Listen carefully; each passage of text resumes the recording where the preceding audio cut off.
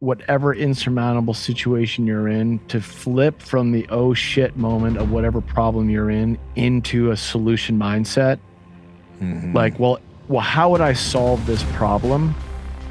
Has been probably the single biggest way to manifest things into like a true solution. I do mean manifest too, because it's that or roll over.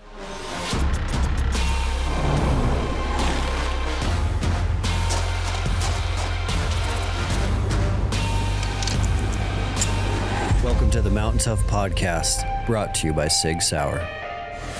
What is up, everyone? Welcome back to another episode of the Mountain Tough Podcast. I am Dustin Diefenderfer, founder of Mountain Tough, and we are so stoked that you are here week after week diving into these episodes.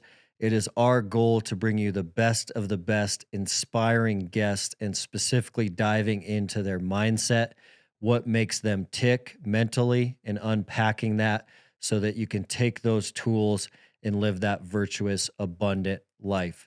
If you're a new time or loyal listener and you haven't left a ranking or review on the Mountain Tough Podcast, those do mean a ton to us. Iron sharpens iron. We love looking at your feedback and seeing how we can improve and become better. Also, those rankings and reviews through the algorithm do allow these episodes to get out and help more people and transform more lives. So if you could take a second to do that, those do mean a ton to the Mountain Tough team. Around Mountain Tough, there is a lot going on. We are in the month of March, and we have released a couple new products for the Mountain Tough community in the Mountain Tough app. These are two revolutionizing, game-changing products. So if you haven't checked them out yet, I highly encourage you to do so. The first is the Gym Daily. So the Minimal Gear Daily that we released last year has become one of our most popular products we've ever done in the Mountain Tough app. And that's because it is a minimal gear workout that's fresh every 24 hours, expires every 24 hours. It's coached, and there's athletes you can compete with. We've done the same thing now with some gym equipment. So this is going to be gym equipment you find in a home gym, or you can take this into your local gym, and we are going to coach you every single day in the Mountain Tough style on gym equipment. There's going to be a coach. All you need to do is hit play, and there's an athlete there to benchmark off of and compete with and hold yourself accountable with. So it's a phenomenal product for anyone that's training on gym equipment that wants to train in the Mountain Tough style, and we will coach you through the app every day. That is the Gym Daily. Make sure you check that out. Now, transitioning over to today's guest. Today's guest is the founder and CEO of BUBS Naturals, Sean Lake. This was an amazing episode because Sean's story is definitely unorthodox on how he came to found a supplement company, a collagen company. It's not your normal trajectory of a founder. He definitely traveled around and tried a lot of different things. And then his life story definitely shaped and built this brand. He started BUBS Naturals in honor of his best friend since childhood, Glen, who died as a CIA contractor in Benghazi. So all of this came together where he was able to start a brand in honor of his friend, and then the company actually gives back 10% of their profits to a foundation that helps special operators transition out of the service. So it's a phenomenal story, a phenomenal product. The episode is going to leave you with a lot of inspiration to go out and chase your own dreams, start your own business. If you're sitting on that entrepreneurial edge, thinking about, should I take this risk?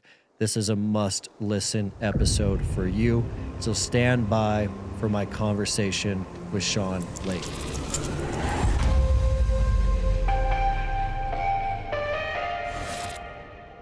I kind of discovered the functional fitness CrossFit world in about like early 2008. And my best friend growing up was a guy named Glen Doherty. And we'll talk about him, I'm sure, a little bit over the course of this. And Glen, you know, he was a SEAL for 10 years at SEAL Team 3 and one of these, a West Coast SEAL. And he came home from Iraq one time on a deployment. He's like, Sean, I got this new jam for us, man. It's called CrossFit. And I'm like, what? Like, what is this? And he's like, oh, there's this website. It's called CrossFit.com. And you go on it and it just tells you what your workout is. Now, Glen and I, what we did for fitness in general was we rode bikes, we were big cyclists, and we ran, and then we surfed. So we were like triathletes, except, the kind of action sports version of it. Yeah. And we had memberships at the YMCA. And the only reason we had memberships at the Encinitas YMCA was so we could do the spin classes there. And, this is way before Peloton. You actually had an instructor. Yeah. And he would actually like play music and tell you what to do. And you just dialed up your Schwinn bike and pedaled. And he's like, no, we're going to do CrossFit. And so he would read the website from his BlackBerry. And we would walk into the Y and we'd hide in a corner and be like, okay, we're going to do pull-ups. He's like, you got to do 20. And I'm like, dude, I can't do 3. He's like, no, we're going to learn how to kip. So here I am looking like I'm having an epileptic seizure, trying to figure out this movement. Yeah. And then, we're doing handstand push-ups on a mirrored wall where everyone's doing bicep curls. We're like kicking our legs up against the wall. Savages. Just everyone wants to kick you out of there. We were asked to tone it down more than a few times. And like, dude, good luck finding a barbell in a setting like that at a YMCA. It was all Globo machines. So yeah, we kind of, we would grab dumbbells and use them like they were kettlebells, but don't slip because like you're holding on to the bulb of a 50-pound surrounded by dumbbell. mirrors. Yeah. Oh man. I definitely wanted to hear like how you grew up and what your childhood looked like. Did you grow up in Encinitas? No, man. I am a classic masshole. So I was born in Gloucester, Massachusetts, which is a little fishing town. My favorite question to ask people is have you ever seen the movie The Perfect Storm? Oh yeah. Wahlberg, right? Okay. Mark Wahlberg. Oh, yeah. His Clooney and Wahlberg. Great. Yeah. So that's my hometown. That storm is true. It really happened. It, definitely affected the community of Gloucester, this little fishing town. And it was, unique, eclectic little community of blue collar, hardcore fishermen. And my dad was in the fishing industry and this kind of like artist, almost hippie enclave. And it was a really neat mashup community. Mm-hmm. I ended up moving to Winchester, Massachusetts. My mom moved there. Parents divorced. I was, 9 years old. And I have an older brother, younger sister. And we settled in Winchester, which is like a 15-minute drive outside of Boston. So we're really in a tight suburb. Yeah. And that's where I met Glen. Okay. And he's kind of central in my kind of life adventures because, when you're a kid in a divorce and you're not really like joining the football team, the soccer team. Like, I was definitely trying to find my footing going into my teenage years. And I discovered this kind of group of misfit individuals that were all a little bit on the outs. And Glen was like the ringleader of this crew of like, hey, these are the guys that peg their pants, listen to the Smiths and the Cure and do hacky sack in the courtyard. Oh yeah. And I was like, oh, those are my people. And we all just started hanging out, punk rock music and skateboarding and all the things. Like I was always gravitated towards these individual sports. Mm-hmm. And I always loved sports. Like sports were a huge part of my life. I just wanted the ones that, I could stand sideways or I could be on swimming or track. Glen was, big on the wrestling team with my older brother. And we all just ran around thick as thieves. And Glen and I just always looked at the world maybe a little bit differently. Like I wanted to go to college and only because my parents were making me and go to the most punk rock college I could find. Like I didn't care about the education. I just wanted to have good times. Yeah. And not really good motivation to go to college. So I'm like, I want to go to New Mexico State University. Like that's somewhere. From Boston to New Mexico. So different. So different. And my mom's kind of like, I don't like this idea, but okay, at least you're going to a college. It's better than, digging ditches. And Glen goes off to flight school at Embry-Riddle in Prescott, Arizona. So he's the next state over. And we come home from like, he's a year older. We come home from our freshman year. Just like, we're hanging out in Winchester and I'm like, I don't know if I want to go back there. Mm-hmm. I think I want to become a professional snowboarder. And Glen was like, I want to be a pro skier. Man. That's a really good idea. And you guys probably, were you doing much snowboarding or skiing yet at that time? No. You're just like, No, I just loved it. So I discovered skiing. My mom got me into skiing when I was like 8, 9 years old, because when our parents got divorced, my mom really wanted an activity to keep us kids out of trouble. And skiing was something she was passionate about. So she brought it to us kids and we loved it. So every weekend in our, from middle school through high school, when we would normally be throwing parties and getting into trouble, she took us up to the mountains and we stayed out of trouble and we went and skied. Well, in those years, I was probably 15 years old. I picked up a skateboard magazine because I loved the idea of skateboarding, and I found snowboarding. And another year later, I discovered I found a snowboard, and I switched over. Man. So, 16 turning 17, and I'm like, oh, I got a snowboard now. This is in the 80s, by the way. So it's not like today where, Shaun White's won 3 gold medals. It was pretty revolutionary. Yeah. It was the 80s. I'm 52 now, just for reference, to set some ground rules for the kids out there. And back then, this was all Wild West. So you would grab a snowboard, you needed permission to get on a mountain. You had to take a test to be allowed to ride your snowboard on the hill. So by the time I graduated from high school, I loved snowboarding. It was all I could think about, like skateboarding, snowboarding. And I went to college. And like all I could dream about was a sport I couldn't really do in New Mexico very much. And every vacation I had in college, I would go to these little mountains in New Mexico to try and be a part of that culture. And when I came home and I decided that this was what I needed to do, my mom agreed. She was like, you're wasting your time in college and you're wasting my money. So like, go get it out of your system and come back when you're serious. That's cool. And that was it. I was like, I love her for that reason, that she empowered me to make a decision that I was either going to like take the rope and hang myself or take the rope and turn it into something. That's cool. She did that for sure. Yeah. And Glenn kind of had the same deal with his parents, and they knew that, that he was wasting his time, and they knew he had that itch. So my older brother, Guy, Glenn, and myself, we all moved out to Snowbird, Utah. Glenn had gone there for a high school vacation, and I moved out to Utah with him. I was, turning 19 after my freshman year in college. We all got jobs up in the mountains, and that was it, man. It started the journey into snowboarding. I didn't even think about college. I just like banged nails and painted houses and waited tables and washed dishes and did all the odd jobs. Just a snowboard. Just made the dream happen till I got that first endorsement.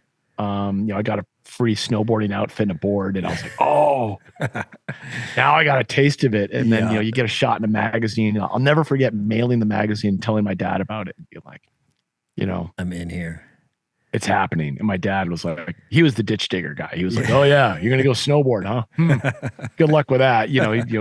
Hardworking guy in the fishing industry, and he's looking at his son dropping out of college like I was just a waste of time. Oh man. And that just lit a fire. I was like, oh, I got to do this. So my 20s were spent in the mountains, between Tahoe and Utah, really Utah. That's how I got my connection to Montana and being a part of the Bozeman scene. A little bit of Wyoming, like, these were 6, 7, 8 hour drives from Salt Lake.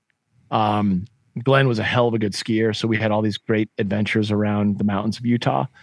And then, we're 24, he's turning 25, and he hadn't made it as a pro skier yet. So he's like, hey man, I'm going to join the Navy. I think I'm going to join the Navy and become a Navy SEAL. So he thought of that fairly late in life compared to some others, like 25-ish, and it kind of came out of the blue. Kind of out of the blue. Like, he took off that summer and he went to Costa Rica with our buddy Marty, and they just went on like surfing for like 6, 7 weeks, and they're just, fucking off for part of the summer. And he met a couple of SEALs down there that were just off duty, and, they were out surfing, and he hung out with them for a while, like, over and over and over again. And these guys kind of pumped him up. They're like, hey man, you got what it takes. You should like quit doing the ski bum thing and join the Navy and become a SEAL. Dang. And he came home from that trip and he took me aside privately. And he's like, can't tell any of our ski bum buddies. They won't get it.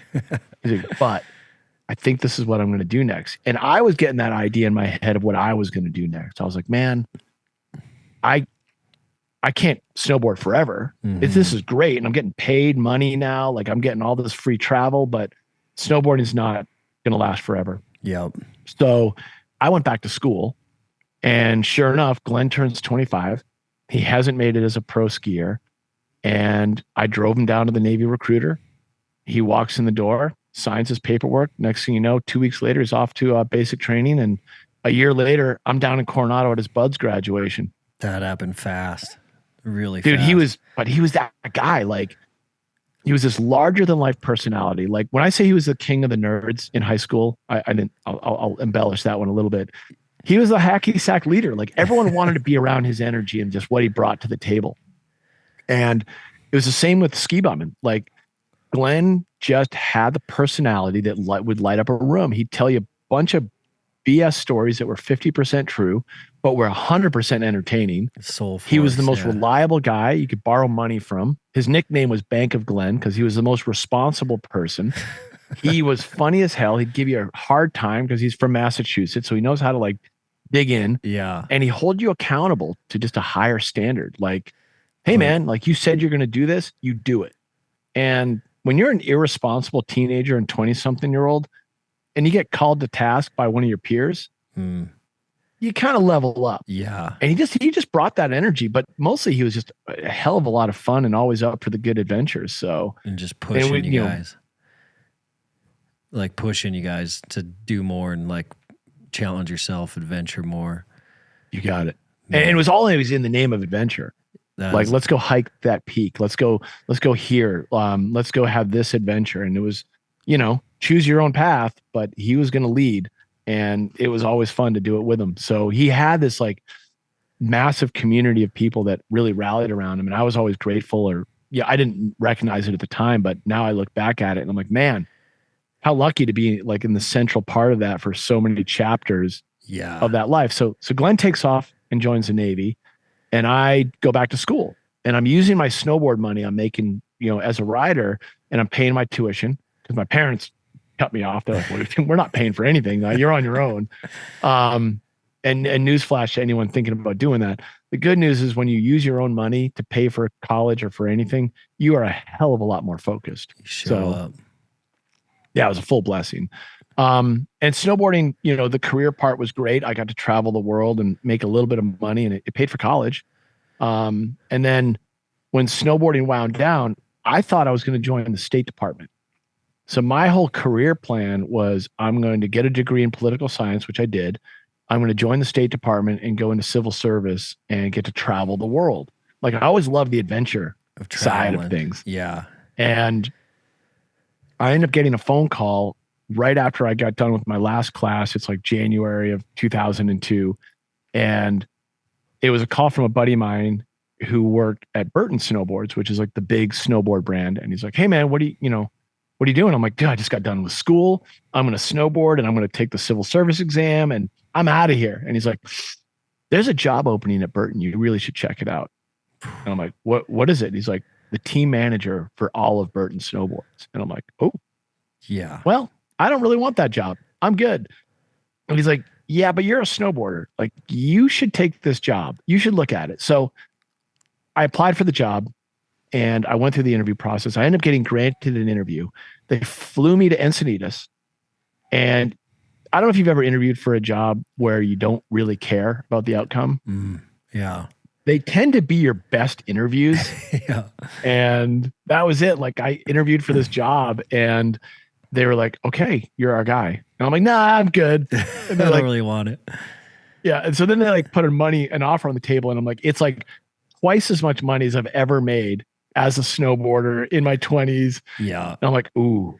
And then like, I'm like, yeah, I'm good. And then like, they almost doubled it. Like they was like such a stupid amount of money. In hindsight, it wasn't much money, but to me, it was a gold mine. So I was like, I guess I'm going to be a team manager for Burton Snowboards. And they moved me to Encinitas to work with a young kid named Sean White.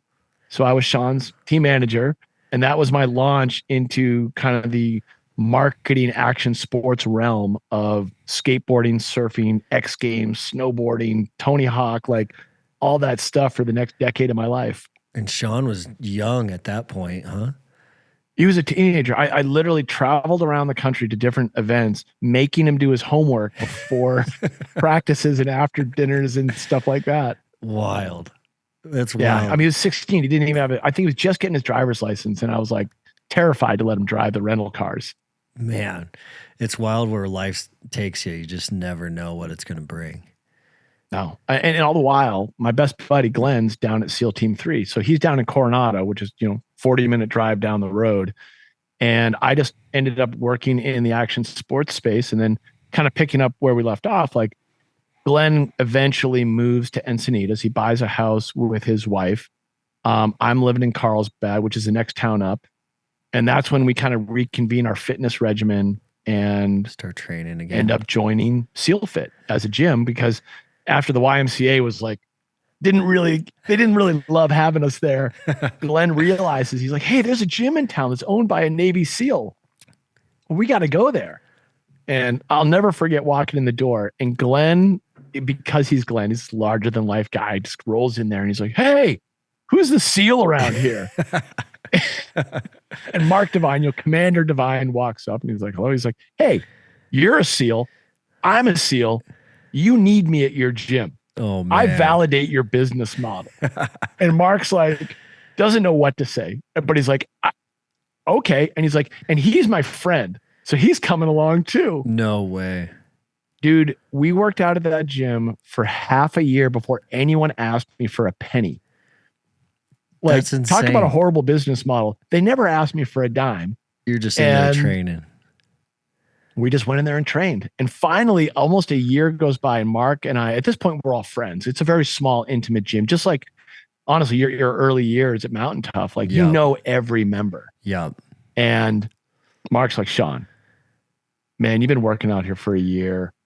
I really need you to get your CrossFit level 1 coach's certification. You have to.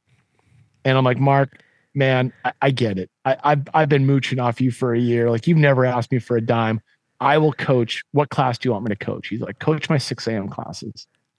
And so I went down to the University of San Diego in the end of 2008, 2009, something like that. And Rory McKernan, Dave Castro, and Greg Glassman were all there coaching the level 1 certification. And for anyone who doesn't know, that is like royalty in CrossFit. And these were all the guys that were my teachers. That original crew. That original crew. So I ended up getting my certification with all of them. Along the way, this is a really funny side story. Dave Castro and I meet because I knew Rory McKernan. And he's like, hey, you work with the X Games, right? And I'm like, yeah, I mean, I don't work with them anymore. I worked at DC Shoes at the time, Quicksilver. I said, but I know those guys. He hits me up a couple months later to grab lunch. And he's like, I've got this little event. It's called the CrossFit Games. And he's like, I host it at my house in Aromas, California. And the fire department just told me I can't put it there anymore. Like, it's getting too big. I need a new venue. Can you help me? And I don't know Dave. I don't know his background. I don't know what the CrossFit Games are. I just know that I'm a level 1 coach at SEAL Fit. Yeah. And, I'm like, yeah, sure, man, I'll help you out. So I end up giving him a couple contacts in the sales department at the Home Depot Center, which is now StubHub, and a couple other venues. And he's like, can you help me? Like, actually, like, call the venues and like figure it out. He's like, I've never done this before. And I'm like, no problem. Cause to me, it's like, yeah, I know all this stuff. So I'm like, yeah, sure. Like, here's your budget. Here's your security contract. Here's the venues that you want to operate with. Here's the parking revenue. Like, I just kind of walked him through it all and no big deal. Next thing you know, like, the CrossFit Games signs a contract, a multi-year deal with Home Depot Center. Insane. And he's like, Sean, do you want to come to the first ever, CrossFit Games at the Home Depot Center? I'm like, yeah, sure. Let's check out what you've done here with the spot.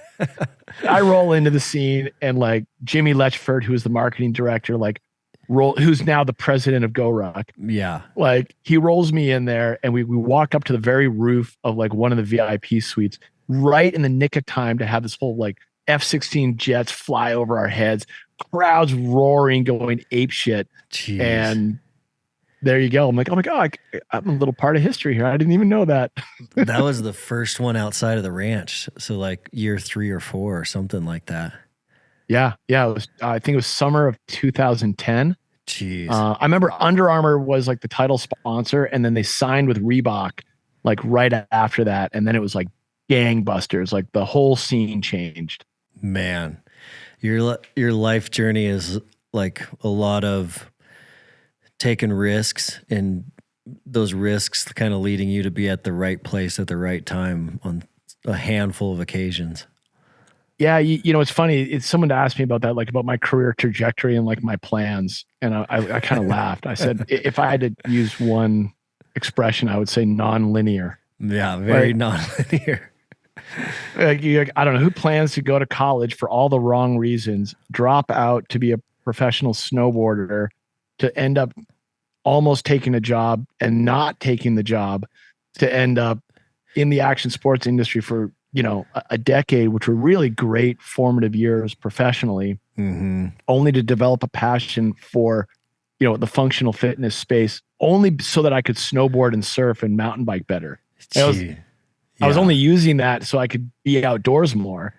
And then along the way, I'm meeting like some really neat people. Like Castro's awesome. Like I think that guy's an absolute stand-up, phenomenal human. I think what Greg Glassman has done for the fitness space by merging this cardiovascular intensity with gymnastics and weight training is just next level. And I mean, it's been, again, non-linear, man, but certainly fun. I can say that. So at this time now, you're on your trajectory, and where's Glen at now at this time? So I guess, yeah, it probably picks it up around 2010 or so. Glen is now contracting for the Central Intelligence Agency. So he served 10 years at SEAL Team 3. Okay. He got out, and I think the kryptonite of special operations service is, what do you do next? How do you go from effectively being a professional operator, a professional soldier, a professional, you know, athlete, and translate that into civilian life? And Glen fully struggled with that transition. This guy who like brought so much energy and passion and just life to the table had no idea what to do next. And so he started contracting, and he's like, oh, I used to make $70,000 a year in the US Navy, and now I can make $200,000 a year. And all I have to do is be gone half the year, deploy to super dangerous areas around the world, and provide security detail and intelligence gathering for the Central Intelligence Agency. And it was wild. Like he didn't love doing it, but he loved the adventure. Like there's something about that adrenaline fix, that team, that camaraderie that kept pulling him back in. And it sucked to watch because, like, on one level, he was really good at it. And on another level, he knew it was a temp gig. Like he couldn't do it forever, but the money felt like kryptonite.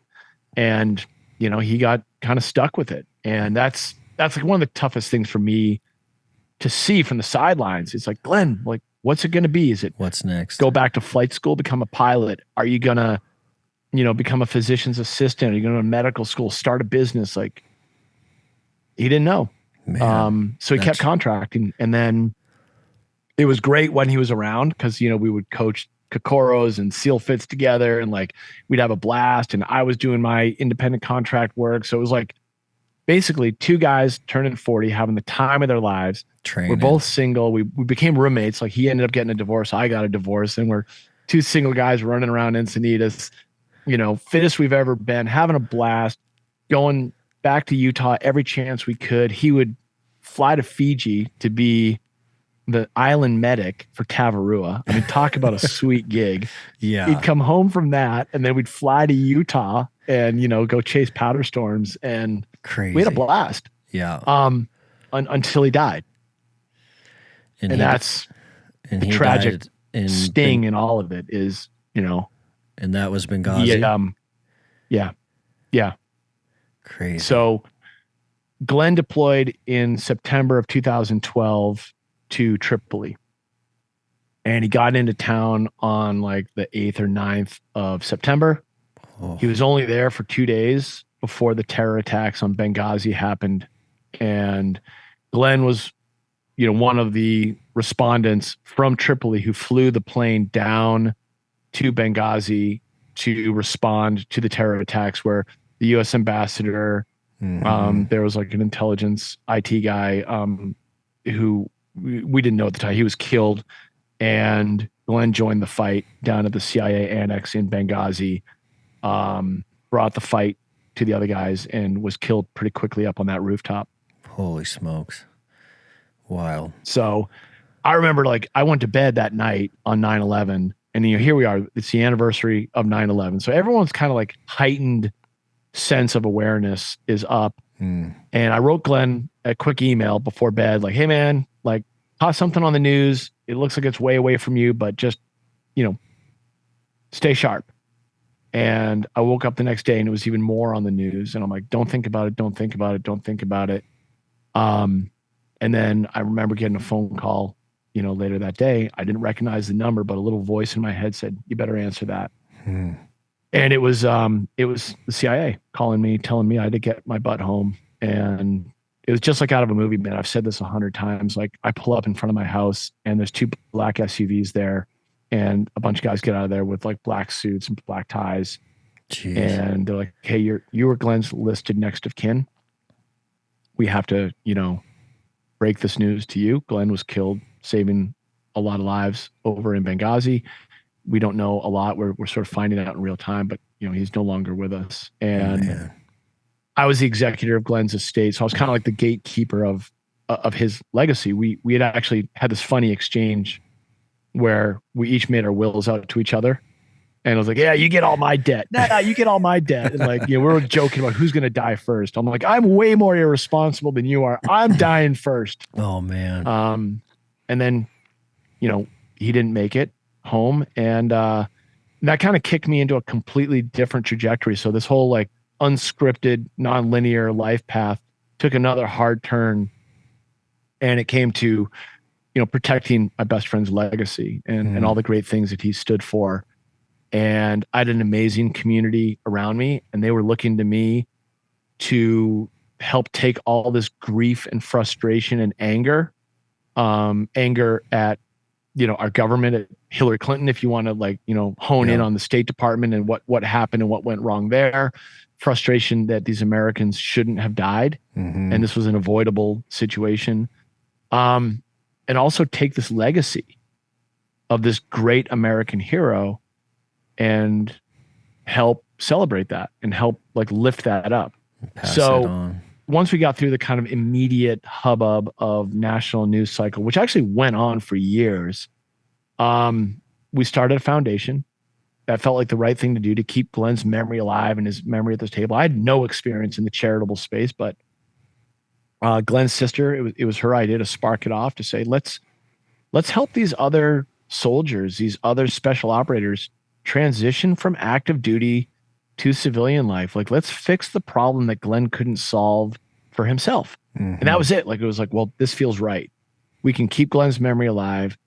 We did a bunch of fundraising, started an endowment, and started dishing out scholarships and helping these guys out and their families out, fill gaps in the GI Bill. And it felt really good. And then the movie came out. And so there was like this kind of wave of popularity around 13 Hours in Benghazi. And anyone listening to this, like, if you want to know what we're talking about, I do recommend watching the movie. Yeah. It's a classic blow it up film, but it covers it. It shows the frustration for sure. Yeah. And I've gotten to know a couple of those guys. Like Chris Peranto is a friend of mine now. And like, I really like what he does and what he stands for. And, it's a take of it what you will. We don't need to talk politics unless you want to. But it really thrust my life in a different direction. And I think when you have an amazing amount of grief, and I mean like almost an overpowering sense of loss, but you have an area that you can channel it that creates a positive outcome. Yeah. You're going to end up in a healthier place. And I felt that way sincerely for myself by helping start Glen's foundation. And, personally, I was also chasing the government. I had a lot of anger around Glen and like, his death benefit. He had life insurance that they weren't paying. And I had to chase that down. And that gave me a lot of fire. Yeah, I bet. Yeah, I never thought on my resume it would say somewhere in there like sued the U.S. government, but I got that going for me. So in the movie 13 Hours, then Glenn there's those scenes in the movie where they're loading up that plane in Tripoli, and that commander of that team's looking for some cash to get that plane off the ground and get there fast enough. So he was on that team. Yes.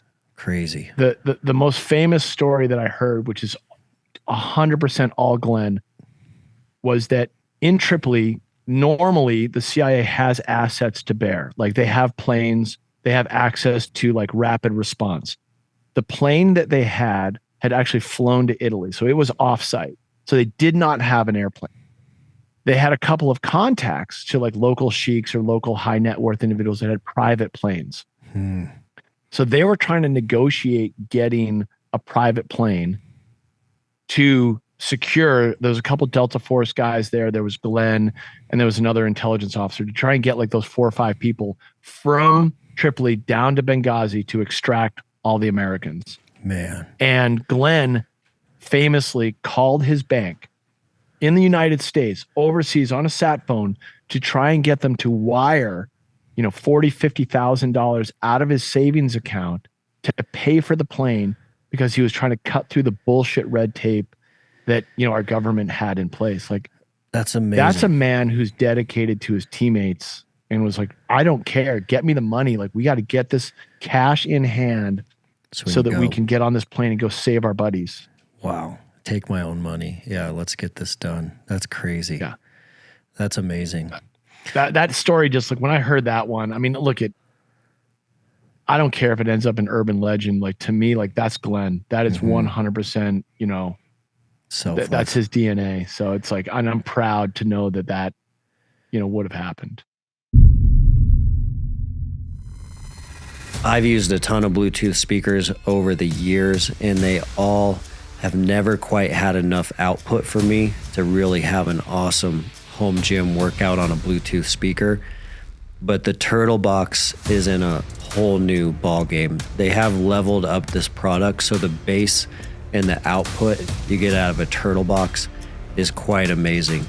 It's funny how we started using them at the lab.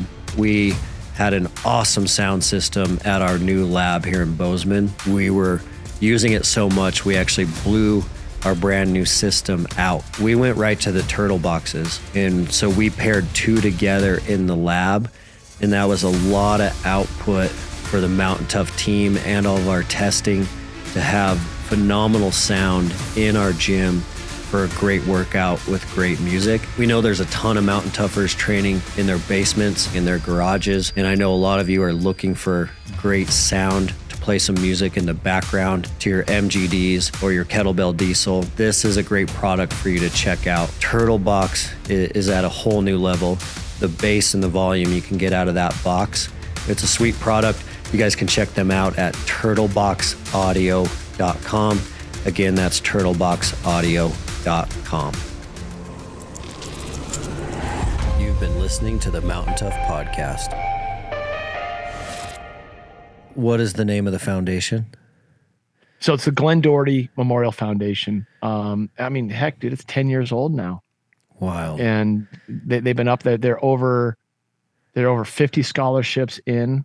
They roll them out every year. A couple of my good friends have gone through the program and have transitioned to civilian life. Like, it's just awesome to see. And I don't work with them anymore. I was a part of that initial push. And then I always had this like bug in my head about like, how do you get people to donate more and be more charitably minded? And I just think if it's not hitting you over the head, people just don't open their wallets like they used to. Mm-hmm. And as a nation, I don't think we've been as charitably minded. And I always liked programs I've seen in place, like Amazon has this roundup for charity, CVS does. Like, these are like corporate giants will have this ability to like, oh, round up to support X cause. Yeah. And I was like, well, how can you institutionalize charitable giving? And, that's kind of where the idea for Bubs came from. It was a spark. So did Bubs start first and then you created the 10% back, or was it all part of kind of the same thought process? It all came together at the same time. Yeah, this is bad business 101, or good business, depending on how you look at it. It feels good to me. So I started taking collagen in 2017. So when Glenn was alive, like I learned a lot about nutrition from him, whether it was whey protein, creatine, hydration, BCAAs, like all this stuff that was at GNC, just low grade, whatever. Just get your hit and get out and do your workout. Yeah. My wife, Heather, we got married in 2014, a couple years after Glenn passed. And she was always really tuned in on nutrition. I mean, she's run an Ironman before. She's got 10 marathons under her belt. So she really was like, hey, clean eating. Like that's what we do around the house. So I had that as a good baseline. But in 2017, I turned 45. I'm jacking steel. I'm trying to run around, swing a kettlebell. I'm doing every CrossFit workout that, and just functional fitness workout that's out there. But man, the recoveries started to get real. And I was seeing a backslide, like, oh, my 5x5 back squats, like sliding into the low 200s. And like, I'm a skinny, wiry guy, but like I used to have 50 more pounds on me in terms of weight I could put up. And then like my running times were getting slower. And I'm like, age. Man. And my wife knew it. So she comes home. We had a 1-year-old son at the time. And she's like, bought me a jar of collagen off Amazon. And she's like, you're not getting any younger and I need to preserve you in your old age. So you're going to take this collagen protein. And I'm like, what's this? I'm like, on you.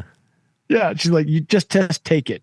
She's like, you drink coffee every day, put a scoop in your coffee. Some health blogger talked about it and said this thing's going to help your knees. And you sound like crinkled up newspaper when you walk up a flight of stairs. So I'm like, all right. Yes, dear. And I start taking it every day. And about 3 weeks into taking collagen, just some brand off of Amazon, I noticed my fingernails are growing like crazy. Yeah. And then maybe a week later, I needed a haircut. And then about 2 months into it all in, I remember, I'll never forget this. I get out of bed and I'm moving around, grab my kid. We got to fly cross country. We're flying to Boston and we hop on the airplane, fly cross country, hop up out of this like little mini seat in the back of an airplane. And I'm grabbing everything and all of a sudden I go, oh my God, nothing hurts. Feeling good. My knees aren't like mangled right now. My shoulders don't hurt. Everything feels good. Like, holy crap, I feel great.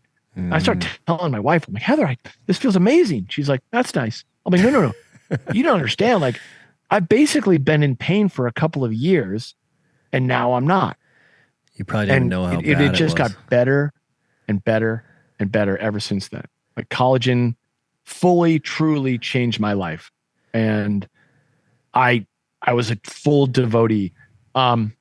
Maybe a month or two later, I was just getting more and more tuned in on it. I'm back squatting heavier again. I'm running faster. Like my whole recovery felt better. And it was the only change in diet that I had made. I wasn't tweaking anything else. It was just whole foods, collagen. Dang. So this guy, TJ, who's a buddy of mine, we were doing a couple work projects together. He comes over to the house.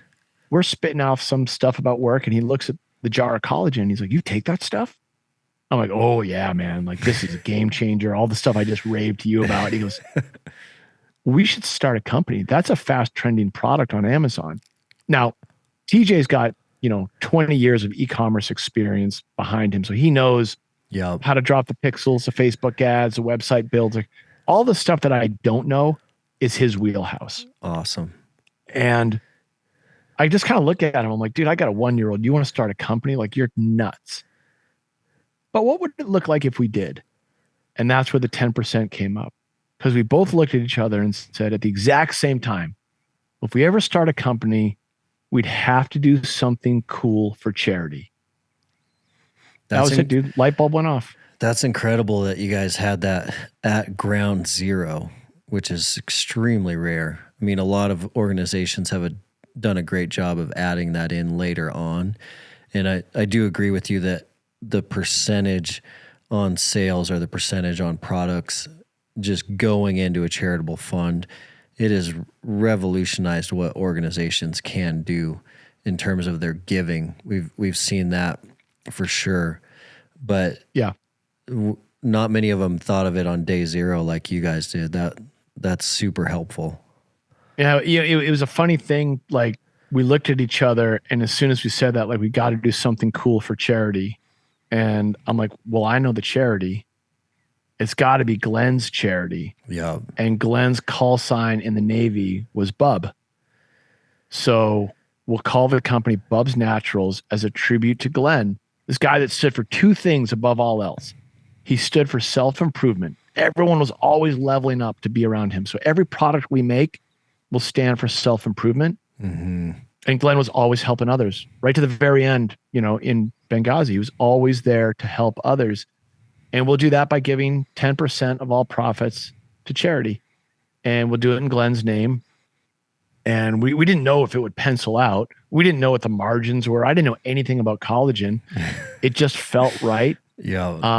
I called a couple of his teammates up and I was like, what do you guys think? Like, what do you think? Would this make sense? I called his mom and they were all said the exact same thing. They're like, Glen would kick your butt if you don't do this. Like, you got to do this. What were you doing at the time? And that was it, man. What were you doing at the time? What job were you at when you were launching Bubs? Oh, it was great. I was so half-assedly employed. It was phenomenal. So I had left. I did 6 years at Quicksilver doing sports marketing. I was the director of sports marketing for DC Shoes. Okay. Great position, learned a ton. I worked under this guy, Ken Block, who was a famous, he's probably known more for his race car driving, but he was a phenomenal marketer. And then I started doing a bunch of hired gun work for Converse shoes after that. I worked with them for almost 4 years, 4.5 years. And I was doing like art installations and gathering up, like do a big mural on a wall with a famous street artist, grab it in video and photography and hand them all these assets that Converse shoes could take out into the world and market to the art demographic, which was not my space. Like I do not come from the art world. Mm-hmm. But I found myself working alongside, you know, Richard Coleman and Andrew Schultz and these kind of famous artist types. Awesome. And we all got along really well because I made sure they got paid, which was, you know, which is important for those cats. Yeah. So I was really up for hire. So the timing was perfect. I didn't have, you know, a very steady, you know, amount of income. I would say I was pretty spotty at that. Like I had my Converse contract, but the timing was right. And so, you know, I looked at my savings account. I felt really good about the idea. I hadn't felt that passionate about a spark in business or in my professional life since I knew I wanted to chase and pursue snowboarding. Dang. Like this was like my second wave of having that intensity. Like I felt that a few times. I felt it when I married my wife. You know, when Heather and I got married, like that's like you know, a major push. The birth of our children, me chasing snowboarding on a different level, on a more personal level, and starting Bubs. It just felt right. Man, we made a ton of mistakes along the way. And we still do. Oh yeah. But you know, we have a real good baseline to operate from. Like we know that we're putting Glen's name on the jar of every product we make. So the integrity has got to be absolutely top notch. It has to work. It has to be effective. It has to be able to change your life. And that's what we're here for. Was your wife on board on that starting year? You know, it's funny, 100%. If you were to walk up to your wife when she's pregnant and you've got a 1-year-old and you say, hey, so I basically am either going to type my resume and go get a real job, or I'm going to burn through all of our savings to launch this company. And I kind of have this end date. And if I can't pay myself by this end date, I'm going to have to go get a real job. And she could see the fire. Yeah. She knew that it was real and she believed in it. And I joke with her, it's her fault anyways. If she hadn't introduced me to collagen, you know, none of this would have happened. That's amazing. And what year was your launch year? So we kind of soft launched it right before Christmas in the fall of 2017. So we went quick from like learning about collagen in like January, February to an actual launch. But we always say January 1st, 2018. So yeah, man, we're 6 years in now. Crazy. It flies by for sure. It does. And then the backbone of Bubs is still the collagen products, but you have additional performance products now. Yeah. So, for us, a big thing was start with the name Naturals, like BUBS Naturals. And when I look at nutrition, I want to get it from the cleanest sources possible. And collagen is a staple. Like that's what we launched with. I wanted to make sure we had the best, amino acid profile, the best flavor, the best solubility. Like when you take BUBS collagen, it works. It's effective. Then I was always putting it in coffee. And so we learned early on about MCT oil and the benefits around MCT oil, which is, medium chain triglycerides sourced from coconut.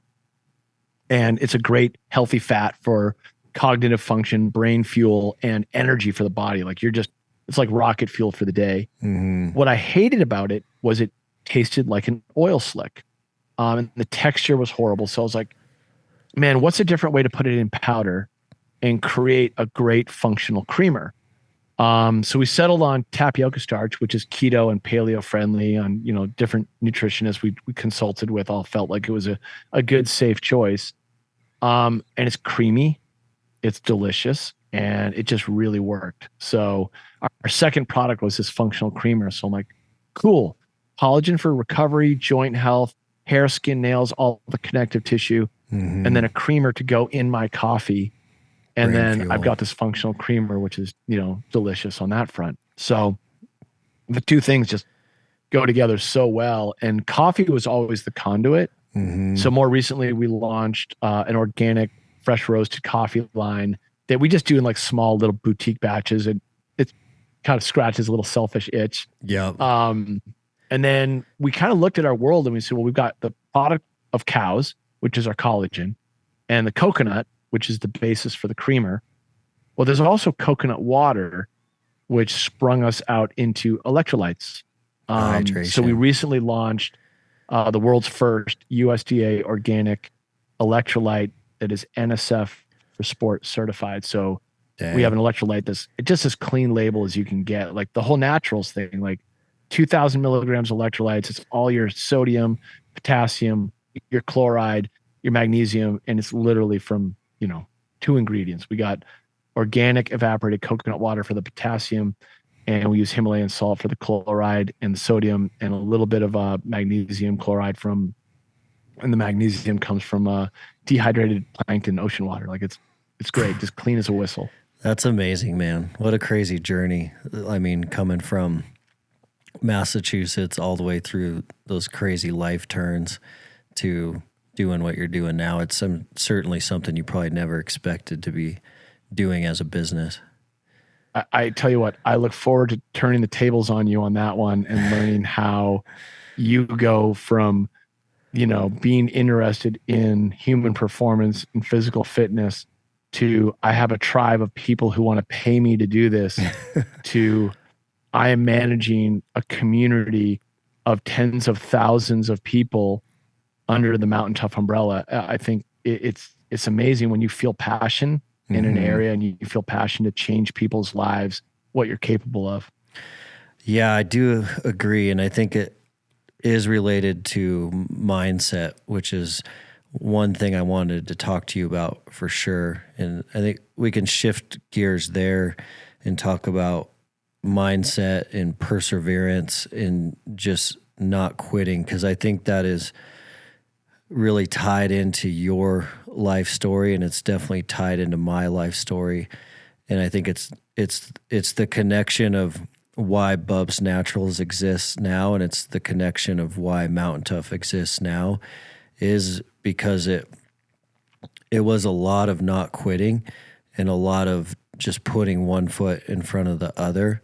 Even though there's good days and there's bad days, it's been a lot of perseverance. And I think entrepreneurship is it's kind of a game of attrition. There's a lot of people that had similar ideas to yours, and there's a lot of people that had similar ideas to mine that just didn't take the risk to get it off the ground.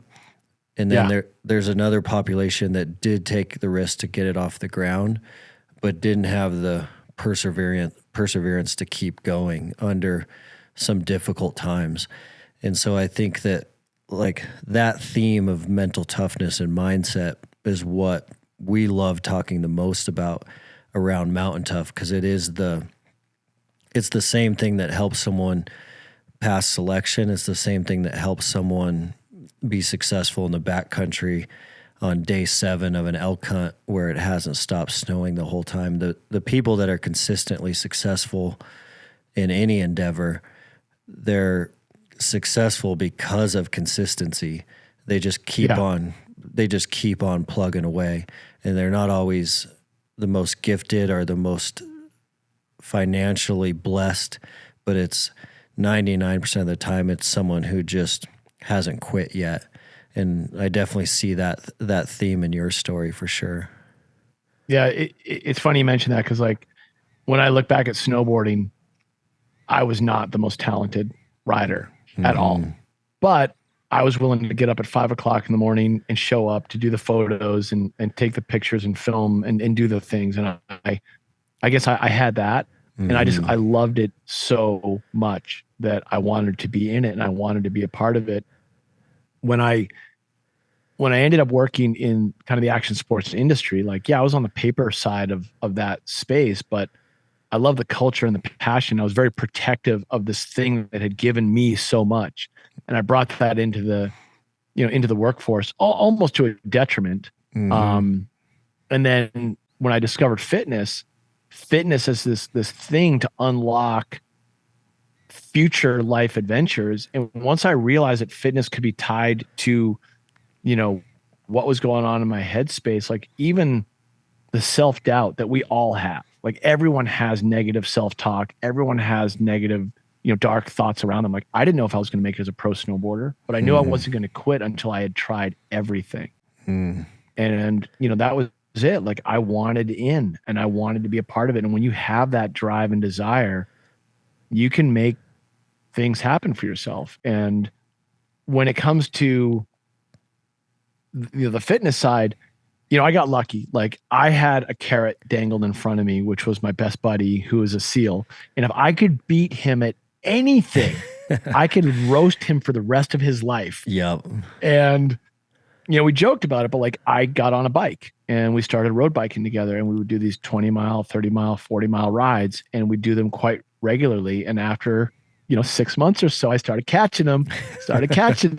Next thing you know, he's riding my tail.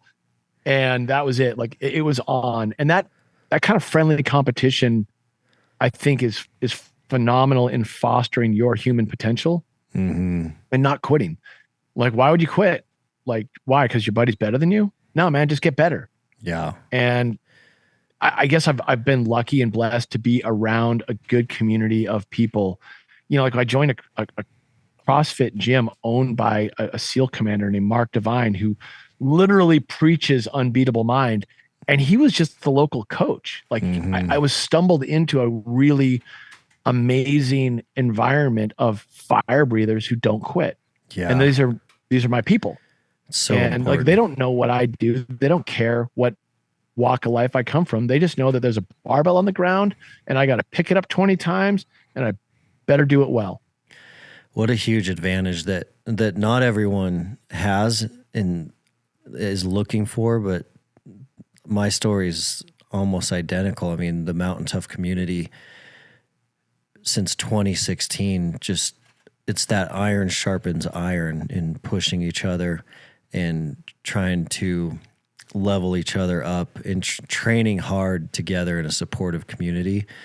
Like, we've trained as a staff almost every day at noon since the beginning of Mountain Tough, and not everyone has that or is looking for that, but talk about a life transforming process of just being around a group of guys that's pushing you to that next level.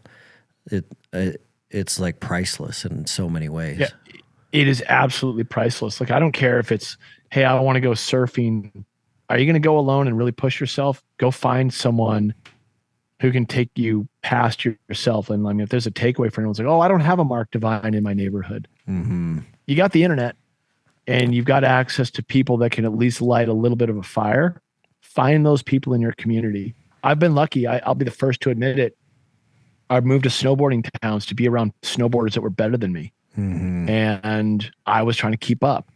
And then my best friend was way fitter than I was and did all this crazy stuff as a SEAL, and his friends became my friends, and I learned from them because you can't just hang around them and be a slouch.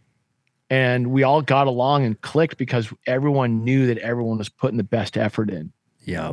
And I got the floor mopped with me for years at the CrossFit gym before, I could hold my own. But damn, if it wasn't worth it to like get your ass kicked by some kid and then like come back and like get a little bit better and a little bit better. And, that motivates you. And I mean, all the mistakes made in life are opportunities to learn. Yeah. And I figured that one out, fumbling my way through it for a long time until I realized, like, okay, wait, I did that one thing once and it didn't work. Should I try it again? And after I did a couple of those things twice, I was like, okay, I'm definitely not going back for a third. And you slowly start to figure it out. And look at surrounding yourself with amazing people helps. And then like you've got that fire inside of you. Every human on this planet has it to one degree or another. It's just figuring out how to tap into it. You got to unlock it. Yeah. Yeah. And I got lucky with Bubs too. Like, like it felt right. And when it feels right here, you're going to solve those problems up here. And yeah, we could have quit 100 times. I mean, we made so many mistakes. We had so many bad things happen that weren't our fault. And, like, what do? You roll over. Oh, well, I'll go get a job and try something else. Or you double down and like intensify your efforts and figure it out and like, keep pushing. Mountain Tough is the fitness app trusted by the dedicated. Mountain Tough ethos is backed by, we've always wanted to be the best in the world at helping our customers become more mentally tough. So inside the Mountain Tough app, you're not only going to find all of our physical training programs, but you're going to find additional training as well so that you can stay sharp physically, mentally, spiritually, and nutritionally. The Mountain Tough app also allows you to train no matter where you are, anytime, anywhere. Additionally, the Mountain Tough app is going to have programs from beginners all the way up to elite athletes. And all of our programming is structured in a way that you can start with no gear at body weight, and you can go all the way up to programming that is full gear.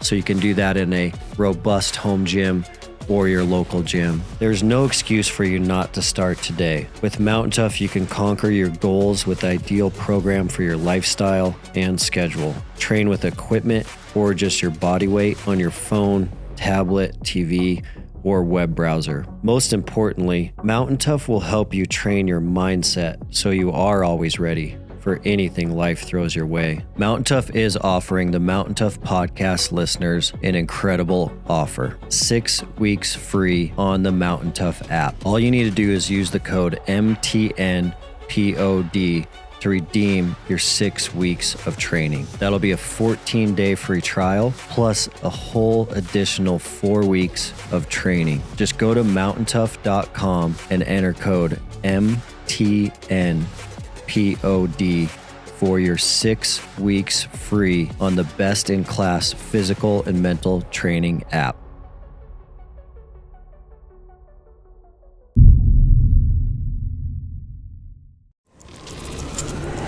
You've been listening to the Mountain Tough podcast. Yeah, because I imagine with your BUBS Naturals journey, you've been through some, like all entrepreneurs, you've been through some probably crises moments, some hardship moments, some scary events and endeavors where you probably were wondering, what's this going to look like? Are we going to make it? How are we going to make it? I think all entrepreneurs go through that, big emotional ups and downs. What do you think's been some of the most helpful mindset tools in your toolbox over these last 6 years as an entrepreneur that you kind of go to in those moments? So the idea that this too shall pass, just like those, hey, whatever insurmountable situation you're in, to flip from the oh shit moment of whatever problem you're in into a solution mindset. Like, well, how would I solve this problem, has been probably the single biggest way to manifest things into like a true solution. I do mean manifest too, because it's that or roll over. And one of the biggest ways I've learned to do that is kind of recognizing how to not react to a situation, but to respond to a situation. And I can't take full credit for that. I learned that from a great professional coach who was like, hey man, knee-jerk reaction, you never get what you want. That's all emotion. There's no logic. Like you're letting the screaming monkeys in your head take control. Like you need to respond. You need to understand what's happening around you, take that pause, and then come back into a situation. And that's always a work in progress. But I think if anyone can look at any situation, like your wife yells at you, your kids are screaming, there's something breaks, you react or you respond. Two different things. And I think you get a better outcome when you respond, 10 times out of 10. Yeah. That's so helpful. That would be, probably one of the main ones. And it's taken a long time to get there, because I used to react to shit all the time. And that was me in my 30s, just fire breathing, full of piss and vinegar. And then all of a sudden I'm like, I'm never getting the right outcome when I just fire off, no matter how right I feel. It's kind of like that rapid fire email. Yeah, man, those never work. Slow down, look at everything, put yourself in the other person's shoes, respond. And we've stocked out a product. We've screwed up a flavor on a product. We had an FDA recall on our creamer. I mean, Jesus, a vegan non-dairy creamer popped for dairy, and the FDA had to call us up and tell us we had to yank thousands of units off the store shelf. I'm like, what? Yeah. Holy shit. So we've had our share. You get knocked down, man, you got to get back up. And you get back up, you look at what happened. How did this happen? Okay. Whether it was a bad actor, whether it was just a fluke accident, how do you fix it? How do you move on? How do you make sure it never happens again? And if you react with all pure emotion, you're gonna have a hard time getting there. If you can take that emotion and channel it into solution-minded activities, you got a way better chance at making it out alive. Yeah, that solution focus is so good. I mean, like Jason Selk has that book, Relentless Solution Focus, and there's actually a chemical process in your brain where negative is going to drip some cortisol, but if you can flip it to solution rather than negative within 60 seconds, you can stop that cortisol drip from happening. Because if the drip does happen, then the negative snowball is going to continue. So flipping that switch to, this is a major crisis, but what are the solutions? The faster you can do that, the better. And just remembering to do that every time is so helpful. Yeah. And I mean, you come out stronger. Like, dude, I was scrambling for months and months and months to figure out what the solution was going to be. It didn't happen right away. But what I knew is there is a solution. We have to find it. It's all hands on deck. I ended up meeting more people in this industry and creating more new relationships out of crisis than when I thought, oh, we're just selling product and we're growing and everything's, that we're just inching our way forward. This is great. You get dealt a good hand of adversity, you're going to see what you're made of, and you're going to have an opportunity for growth. It's funny because Glenn always had that. He'd fuck up on something. He'd make a mistake, and then he'd say, AFOG, Sean, AFOG. I'm like, what, Glenn? Like, what happened? He's like, I made whatever mistake. I totally screwed up. He's like, but it's an AFOG. I'm like, all right, what does that stand for? He's like, another fucking opportunity for growth. It's an AFOG. Opportunity for growth. I'm like, yes, we all have those. And, like there's Mark Divine, going back to him, because he's just, he was such a great figure at that time. He had us do a couple of things, and one of them was memorize the poem Invictus. And it was part of the Kokoro experience. And, it was what he did. And then Glenn kept that in mind. And he also kept this Theodore Roosevelt speech in his wallet. And this was going back to the 90s. Like he had this in buds with him. He kept it in his wallet. And it was from his old man. His old man was a scrappy dude, like fighter, and Irishman. And Glen's dad gave him the Theodore Roosevelt Man in the Arena speech. Amazing. And Glen passed it on to me, 20 some odd years ago. And dude, if you read that and you're not moved, you are not alive. Yeah, that one's hanging in my office. And any hard day you have, if you just read that, it's not the critic who counts. It's the man, covered in blood and sweat that's valiantly trying. I mean, you're just like, it's forget those timid souls on the outside, man. Get me in there to take a shot at it. And that's so, I'm grateful again for the iron sharpens iron.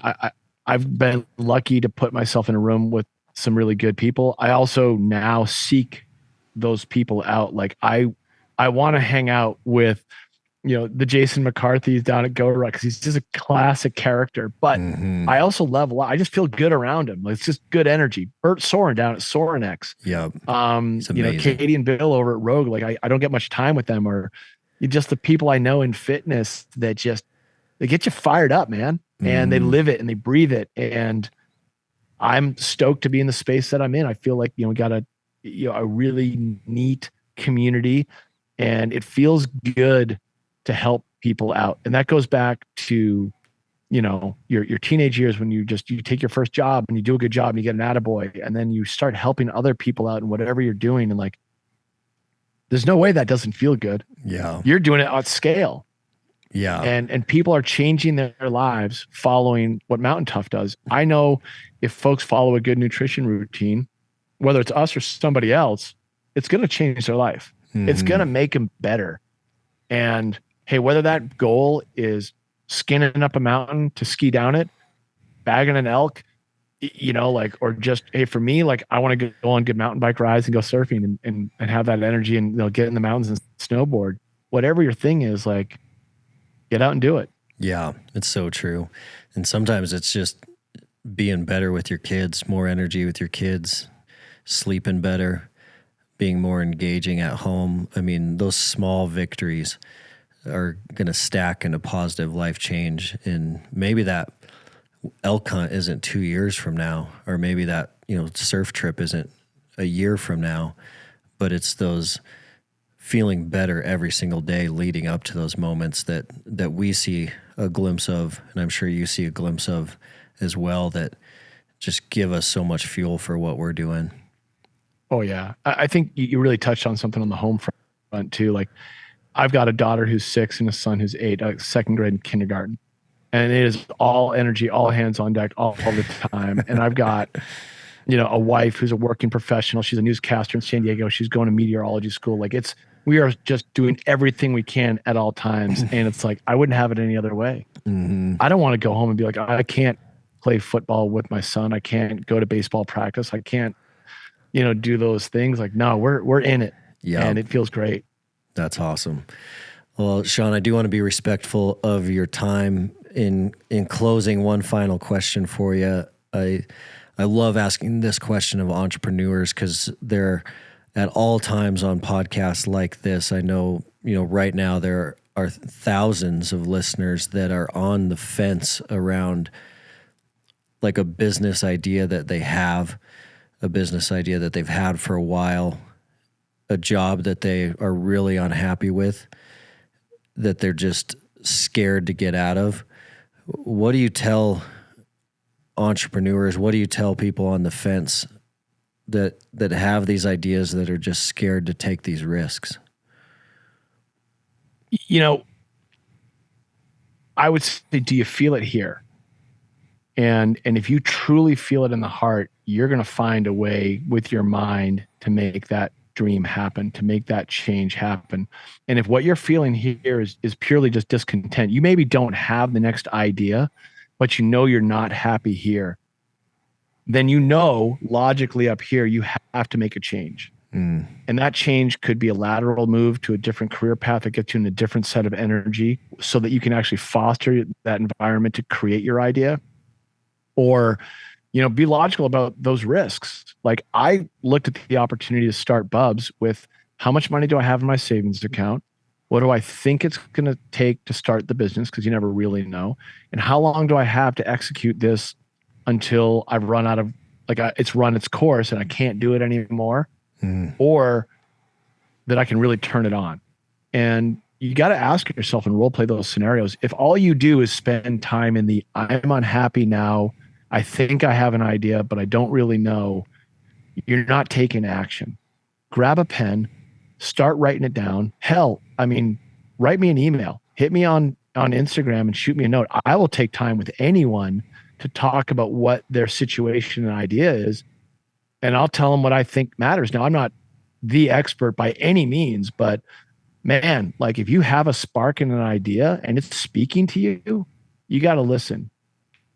And, I'll never tell anyone to take some massive life risk that's going to jeopardize their financial security and family. But man, you got to listen to your heart and be willing to jump into the uncomfortable. And if you're not willing to jump into the uncomfortable, then do not. Like, if you can't fathom going into something where you might fail, then you don't have a place in that space. But if you are willing to fail, and you got a dream and you're thinking about that dream, you got to figure out how to take that action. And I literally, like, Sean@bubsnaturals.com, hit me up and I'll gladly take a meeting and try and talk about what you got going on and what's out there. And there's some amazing resources to help it. But if you're just sitting in idle, you got to get out of idle, put yourself into gear, whether it's reading books, doing a little bit of research, learn about the space you want to be in, whatever the thing is. But just sitting there with that feeling and on the cliff's edge, sorry, man, you got to jump. It's the only way. I think it takes some action. It's so good. Yeah. And thank you so much for being open to helping people out. Cause I know there's listeners every time that are, on the fence of those entrepreneurship journeys. And I know from my perspective, I'm going to assume yours is exactly the same, but looking back at it now in hindsight, Mountain Tough's in year 8 this year, you're in year 6, and there's absolutely no regrets. It hasn't always been easy, but it would be so hard for me to think of it being a different way. And it would be so hard for me to go back and go to a normal job now, seeing what I've seen now and doing what we've done now. And so the risk reward ratio is there. The reward is worth it. And it's not easy, but taking that risk is certainly worth it. And it might not lead to the exact thing you think it's going to lead to in your mind. It might be something far grander than that. You got to just take those action steps. Hands down. Yeah, hands down. You don't know. Now you've gotten a taste of it though. And now you've changed lives. Now you have people that are reinforcing that you're on the right path. And that path could change in the future. We don't know that. We don't know where this shift happens, but you're on a different road now and it's the right road to be on. It's crazy. It's awesome. Well, Good thanks stuff. so much, man. It's been awesome connecting with you. I'm really grateful for the opportunity and appreciate you, appreciate your brand. And it's amazing that you're doing the charitable work that you are doing with your brand. Proud of you for that. That's awesome. Thanks, man. Yeah, we're a little over $250,000 donated to date, which is maybe to some mega brands, that's not a lot. To us as a smaller brand trying to fight our way through, I feel like we're just getting started, and it feels good. It feels good to write those checks and see those changes happen incrementally, over and over and over again. So yeah, we're stoked. And thank you for having me on board, man. I'm beyond excited to get connected with Mountain Tough and going from meeting some of your team members at Summer Strong at Sorinex, last summer, to getting connected now on the podcast. And I know that we got some good stuff cooking to start doing some more stuff together. And I just love getting connected with like-minded individuals where, we get to move the needle together. It's good fun. It's awesome, man. Yeah. The sky's the limit now. It's cool. It's going to be cool to see what what things look like in a couple of years, even later this year. I mean, it's when like-minded people get together, that's when the energy and power really comes through to make some massive transformations. Yeah, hands down. Well, thanks, Sean. Appreciate you, man. All right. I appreciate it too. Thank you very much. Thank you.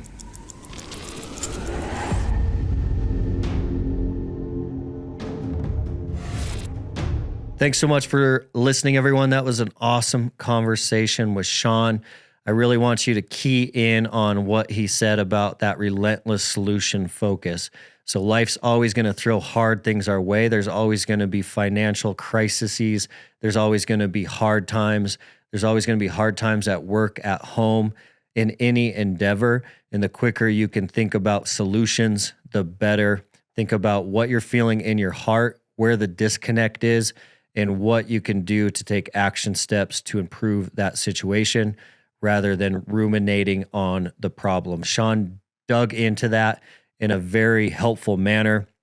So make sure you're thinking about this week as we prepare for our release of next week's episode. If you want to learn more about Sean, you can definitely check out his personal Instagram. It is at Slakeo, which is Slakeo. Check out his personal Instagram there, and you'll see what he is up to. Also, you can learn more about Bubs at BUBS Naturals and also on their website at bubsnaturals.com. And we will see you next week for our next episode. Thanks for listening to the Mountain Tough Podcast. We'll see you next week.